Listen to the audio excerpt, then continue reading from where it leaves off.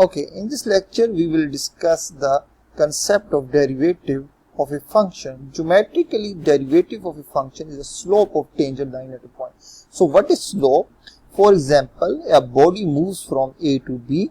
The coordinates of A are x1, y1. Its mean horizontal distance of A from origin is x1 and vertical distance of A is y1. Similarly, coordinates of B are x2 and y2.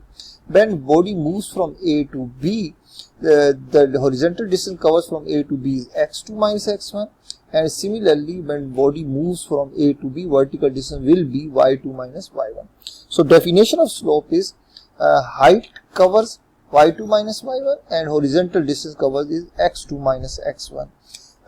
Similarly, if I take the secant, this line is called secant because it touches the line at 2 points.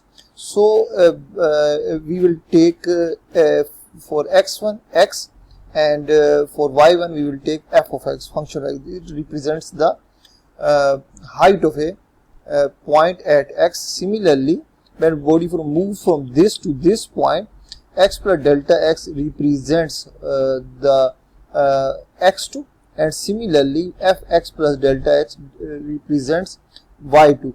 So by using this formula, slope of secant is equal to fx plus delta x y2 minus y1 minus f of x plus delta x minus x. So the x will be cancelled with this x.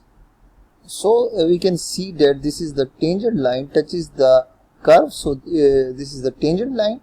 So slope of tangent and slope of secant is almost same. The only difference is these 2 points are very near to each other.